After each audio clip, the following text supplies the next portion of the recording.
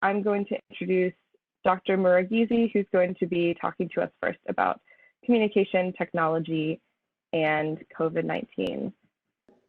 Good evening once again. I'm Dr. Muragizi, an emergency physician working in Rwanda, now based at Gatenga Treatment Center, COVID-19 response. Today we are going to discuss a little bit about communication technology and the COVID-19, and we focus on how is the communication, what we are doing here in Rwanda to respond to COVID-19. As we know that the COVID-19 is a big issue and is a pandemic which the world tried to combat against it, but it's not easy. We have to start with the COVID-19 national coordination structures. At the National Epidemiological Preparedness and Response Coordination Committee, we have COVID-19 National Steering Committee, which has to coordinate immediately with the COVID-19 Joint Task Force Coordination. And the Joint Task Force Coordination has to coordinate the activities with the command post and the expert advisors. And the command post team, they have to coordinate the activities with the epidemiology operation cells, administration and the logistics cells, communication and the cell communication. And for plant cells, for epidemiology operation cells, they have also to coordinate the activities with the surveillance. The surveillance has to coordinate the activities with the point of entry, screening, health facilities, community surveillance, contact tracing, quarantine follow-up, and data management. And then the administration logistic, they have also to coordinate the activities with the transport, equipment, materials, infrastructures, finance administration. The communication cells, they have to coordinate the activities and the awareness of the community engagement, media management, rumors management. For the cell plans, they have to coordinate the activities. They are in charge of current plans, future plans, and the documentation and the training. As I can say here in our treatment center, we are communicating immediately with the post, with the command post. Once they get a patient who needs to be admitted in a treatment center, the command post has to inform immediately to be prepared to receive a patient, and they have to tell for us the situation about the patient, if the patient is stable and unstable, the status, the patient is he or she confirmed positive case or presumptive positive case. And we have COVID-19 preparedness and response for Rwanda. This preparedness and the response for Rwanda, how it works. We have to do the early detection of the patient. If you detect a patient or if you suspect a patient, immediately we do the testing. And if the patient at that time, it became a suspect case. And then we have to isolate the patient either at home or in the quarantine site. Once the patient is at home or is in the quarantine site, the result can come, the patient was tested and the result can come later, but the patient is at home, they have to be transferred immediately to the treatment center. If he's or she's in a quarantine site, immediately, if the patient is positive, he has to be or she has to be transferred to the treatment center for the follow-up. And then after being admitted in our hospital, we have also the contact tracing team who has to identify the contact, the suspect cases who met with the confirmed cases, and they do the testing, they do also the follow-up every 24 hours. Once the patient is in quarantine or is isolated at home, developed some symptoms, the patient has to be transferred immediately to the quarantine site while we are waiting for the results. If the result came positive, the patient has to be evacuated immediately to the treatment center. If no symptoms, the patient can remain at home until the results will come out. If the results come as negative, the patient will not be admitted anyway. But if the results are positive, immediately we have to transfer the patient in the treatment center. As we are dealing with the COVID-19, we have some challenges in a treatment center. We don't have any visitor policies in our treatment centers. But once the patient is transferred in our treatment centers, we have to explain the health facilities procedures for COVID-19, such as the isolation limited for visitors and the next steps. Here, once the patient come in, we have to explain about our national guideline. We have to explain about the protocol, what the protocol says about the day to spend in the treatment center, if it's a positive or if it is a presumptive positive. And at this time, we have to tell our patients the minimum of days to spend in a treatment center once he's positive or is negative. We have also to explain to them that any patient who is coming or who is admitted as a presumptive case, either he can be tested positive later or he can be negative and discharged later. And then when the patient are in the treatment center, we have to provide updates to visitors and families. The families who were left at home, they have to know about the information about their patients. We have to explain to them what is how the condition with the patient. We have to explain with their daily status.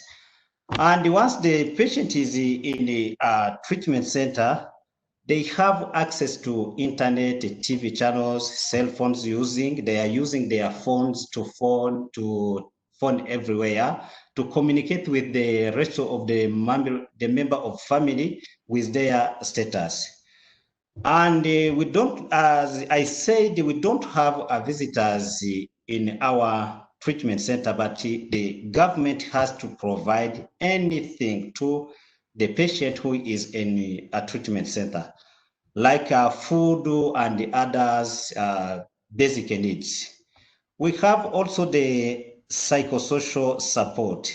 If any patient needs something from outside, they pass through this psychosocial support team. Like here, if someone left clothes at home, they have to bring those clothes from home, but the patient is not allowed to go outside of the treatment center, or anyone who came outside to enter the treatment center. We have also the limit patient interactions. We admit the patient in our treatment center and we admit them accordingly to their status and the day of arrival. If, for example, for someone who came in 1 week later, he can be not admitted with someone who is admitted today. We have to separate patients accordingly the day of arrival and their status. For example, a positive case does not have to be admitted with another presumptive case. Okay, as I said, we have many challenges in our treatment center, maybe any other treatment center outside the country. Our patients can develop what we call the stigma. About 80% of patients experience an acute stress reaction and are cared for by on-site psychologists and psychiatrists. We have in our treatment center psychologists and psychiatrists to care about these stigma and others problem related to COVID-19 stigma. And the stigma can make people hide the illness to avoid discrimination, to prevent people from seeking health care immediately, and they can be discouraged to adopting some health behavior like wearing masks, staying at home, social distancing, as we advised everyone to respect this health behavior. But anyone with COVID-19 can have a stigma to respect these measures. And the stigma also can cause some psychological disorders such as depression and anxiety. That is why we have psychologists and psychiatrists who we are working daily with a patient in our treatment center. They are available 7 days to 7 days, and they are seeing a patient from admission to until the patient has to be discharged.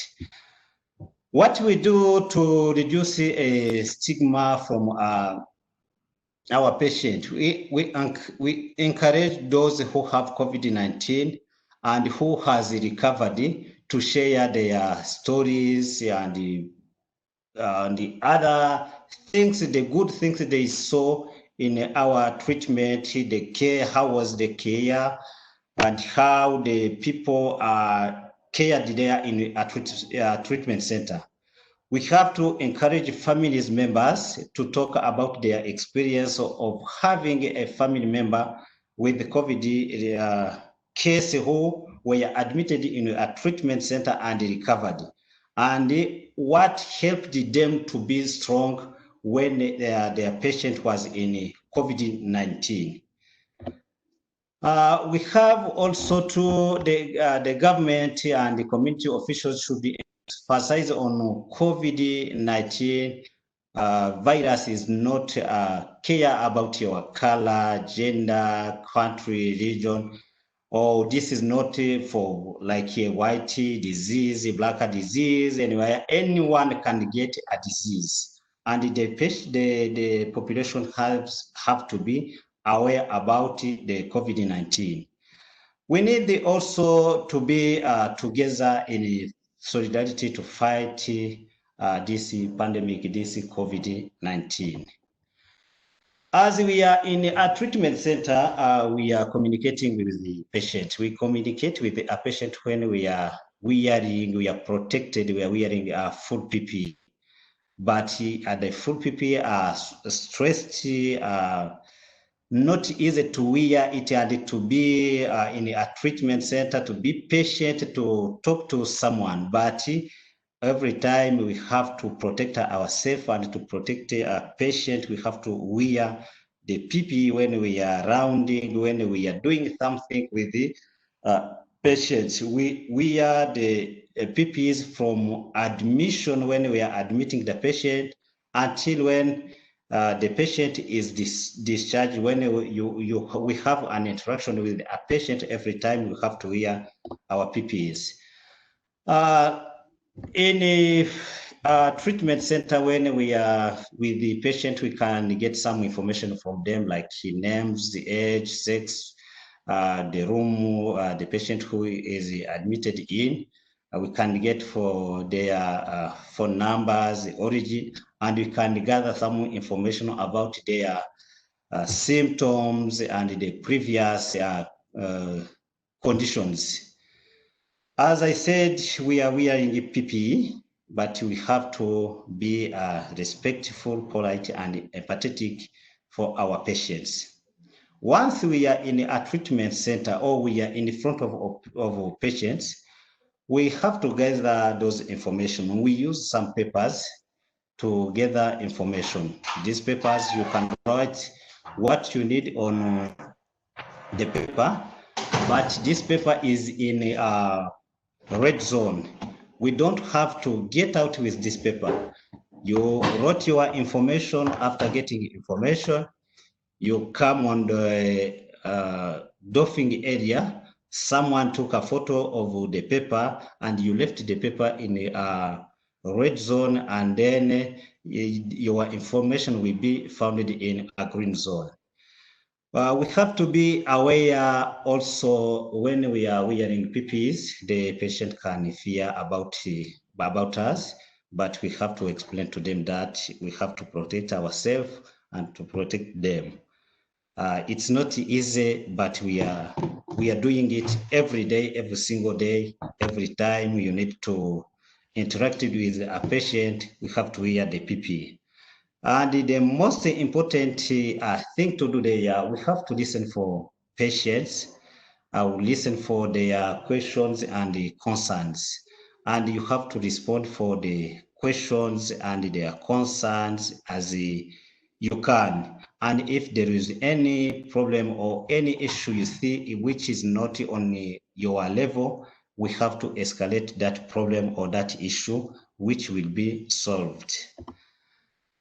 We have to use the local languages to speak with our patient. We have to be slow and we have to be patient. We don't rush. Even we are wearing PPEs, we cannot rush and then to say, I'm tired, this is PPE hot. No, we have to be patient, to go slowly and to get any information we need from our patients. And sometimes we don't use these papers only. We have also the iPads in our red zones. In our red zones, you can write some information. We are connected to someone who is outside of the red zone, and we have an iPad also in the green zone. Is some information you get from the patient, you write it and you find it immediately in the green zone. You can ask yourself how our population they have to access on the daily update COVID-19 in the country. We have a social medias which they help us to display the results and any updates about COVID-19 in the country. We are using Twitter to display results, and we are using also the WhatsApp group to share results, Facebook, Instagram, and this results shared this through Facebook, WhatsApp, Twitter. You can find them on the website of the Ministry of Health and the Rwanda Biomedical Centers. For the population there, for someone who has a smartphone, they get any information about COVID-19 as early as possible. And for those who don't have phones, these smartphones, they get information through radio, television. They get information daily update about COVID-19. Yeah, okay. There was also the telemedicine and the COVID-19. What we did to raise the COVID-19, the prevention, how we can minimize the patient contact. We did video conferences. We attended international or local conferences to minimize contact. Sometime we are doing the morning brief on telemedicine, and we have to networking with the other treatments and the other hospitals outside of the country.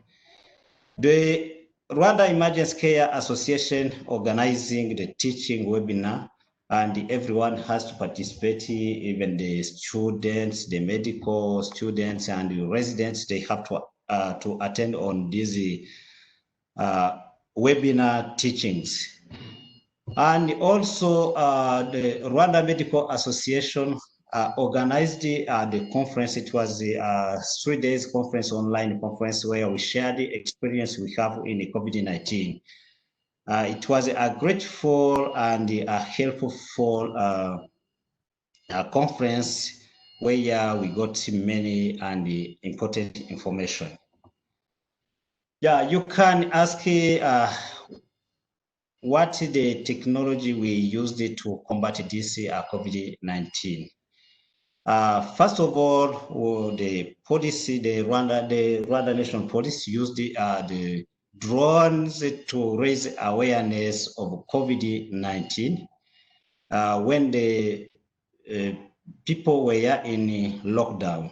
We used these drones to raise awareness and to control some movement of population, and to where the police is not available at the same time. They used the drones to control those movements, to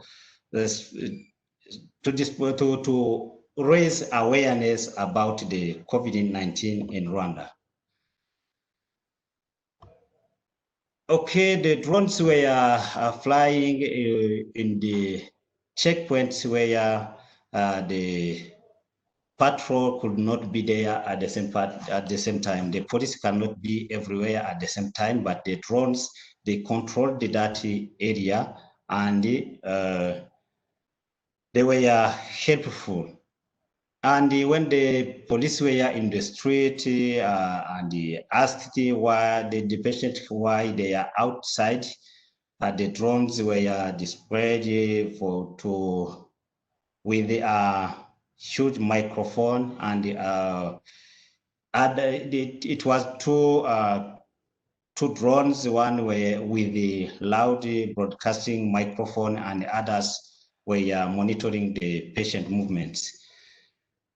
The drone also were used to deliver medication, like a cancer medication, where the population were not allowed to travel from an area to another one to get medications. At that time, the government used the drones to deliver those medications. Okay, the government has adopted a method for using robots to limit cross-contamination by reducing human contact. We are using in our treatment center the robot. They are called crews, which is a humanoid robot designed for different purposes, especially for COVID-19 pandemic. These robots, they are available to assist health practitioners to limit cross-contamination by reducing human contacts.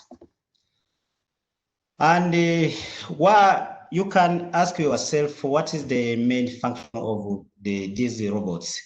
The robots, they are measuring a temperature from the patient. They are testing, or they are warning when you are not wear your mask correctly. The robots provide the food, medicine, and small items. And you can also communicate with a patient through a robot.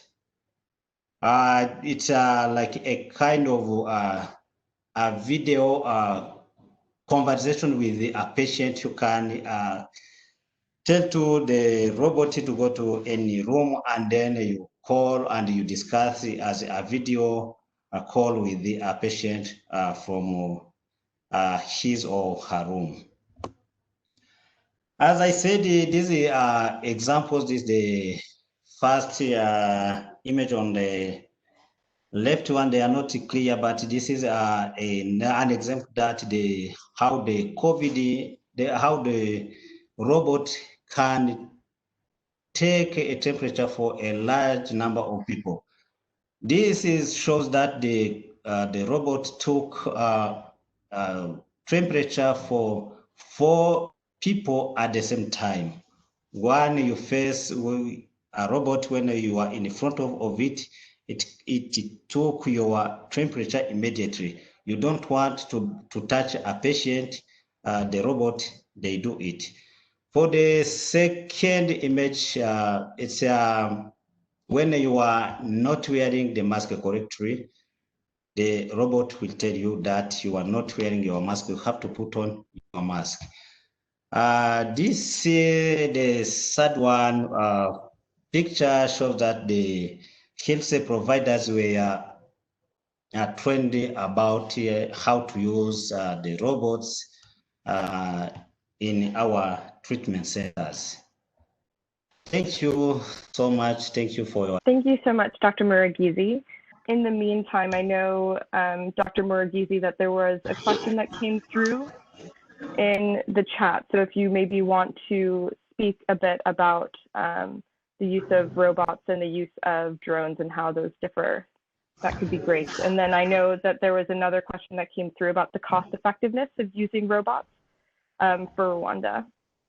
Yeah, the cost is high, but the drone are there and they are used in other activities, like transport of blood transfusion and to take some medicines. But during this time of COVID-19, we used them to raise awareness of COVID-19 in Rwanda. The drones are there. They are there, and they are used in the different activities. But in this pandemic, the government used it to in the COVID-19 to raise awareness and to control some movements of population in the lockdown. It's helpful, but it's expensive. But the drones are there and they are doing daily activities. Great, thank you so much. And we now have another question from Sarah Ashley, and it looks like you should be able to unmute yourself, Sarah, if you want to ask your question. I was just curious for both Dr. Muragizi and Dr. Wallace, if you feel like you've been seeing more mortality from non-COVID conditions, just secondary to all of the barriers and the fear or for the lockdown related to COVID. I feel like here in Kenya, I don't have the numbers to show it, but I feel like our mortality is really high from non-COVID. So I'd be curious if that's the same there and how you might have addressed that. Yeah, as we said, the mortality is not high in our country. Maybe it's due to the government measurements of to combat against COVID-19 in our country. The patient came early from community. They came early, and the government provided everything for patients. They don't have to think about food or other things. And our population is younger, and the one who we received in our treatment center were younger and were stronger, and we also the government introduced this measurement to avoid the direct contact with the patient, and then we reduced the contamination rate, and then we are able to manage some cases we have of COVID-19. Sarah, I think your question, I see from reading your questions out non-COVID. So the Medical Research Council here track mortality very closely, and they say it's a bit early in the rest of the country really, but certainly from Western Cape, we've had excess deaths compared to this time last year and the year before due to COVID, but we've had a reduction in deaths from other causes. One of the things that we're all scratching our heads about is where's all the TB gone? Not a newly diagnosed TB, we know we're missing, and we'll pay for that price later, but the TB admissions have gone, the strokes have gone, the heart attacks have gone, and we are not picking up excess deaths in the community, so we're not entirely sure what's going on there. But one of the big things that kept our overall mortality rate down is alcohol ban. Our trauma emptied, our emergency units emptied, and on 1st of June, when they reopened, the emergency unit attendance went up by 204%, including COVID and non-COVID. Like last weekend in Kailicha Hospital alone, they had 96 alcohol-related traumas, of which 36 were full resuscitations. So when you take that away from, about 40% of our normal work is trauma, and when you take that away, you lose a lot of our regular deaths. So it's a sort of mixed message. We know why some of the deaths have gone down. We don't know why the sort of medical causes have gone down, but maybe just people staying at home and taking less risk and less exertion, being out less. But overall, increase in deaths, but it's all COVID related. Thanks. And Prof, while I have you, we have another question from Eric Zogo for you, which is, and unfortunately he's not able to use his audio, but the question is, what is your opinion on the current lockdown level in South Africa? Will you advise different lockdown levels in the country as per the rate of infection? Yeah, it's a tough question, and it's in some way economical rather than just health. From my personal perspective, I have a whole tourism business. I employ 40-something people. I will probably lose my farm from this. We have had to lay off all of those people, apart from 2. So I see firsthand the effects of those. That's now 40 families have no food on the table, have no income, have no prospect of it. The government provided support until the end of July, but that went away with a view to them, I think, expecting that they would be able to open up the economy again. On the flip side, the things like having alcohol, while it allows jobs and money in the economy, it causes deaths and it creates chaos in the health system and overstretches the health system. And Western Cape could probably afford that right now because our COVID's right down, but the rest of the country where the COVID numbers are going really high, particularly in 2 or 3 provinces, they cannot afford to have any other patients in the hospitals as much as possible. Apart from those who really have to be there. So I think it's a very mixed thing. I would like to see some more sensible. I think the government's been held a little bit hostage by the taxi industry, for instance. So the taxi regulations do not align at all with the rest of them. You're allowed to have a full taxi as long as the windows are open, but everything else is 50% occupancy for all other transport. So that really speaks of bullying by the taxi industry and not sensible regulation. I think there's some other things like that that are a bit crazy. I'd like to see a bit more sense in some of the regulation. And I would like to see a graded regulation where parts of the country that are at lower levels of cases could be more open. But I'm not sure we have the nuance to do that well or the resources to regulate it well. Thank you, Prof. We don't have any other questions coming through at the moment.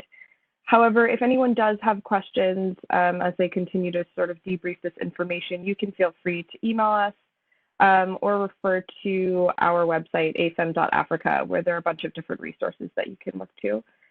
This is the conclusion of our webinar, seeing that we have reached our 10-minute mark. And I just want to thank everyone for attending and for being such engaging attendees and participants. And then a huge thank you to both of our presenters, Dr. Muragizi and Dr. Wallace, I know how full both of your plates are, and we're so grateful and privileged to have you both speak with us today.